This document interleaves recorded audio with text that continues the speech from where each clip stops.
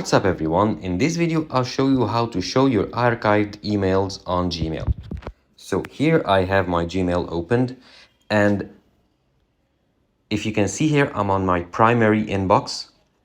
So if I tap and drag a certain message to the right, you'll find the archive icon, and this message is now removed. So you might think that Gmail has an archived folder that you can open it to access your archived emails. However, there isn't. If you want to access your archived emails, just simply tap on the three lines here on the top left corner. And what you want to choose is all mail. Here, you choose all mail, and you'll find your message that you archived. Here, it's the second one. You'll notice that there isn't inbox right next to it, like the other messages. But that means that this message is labeled as archived.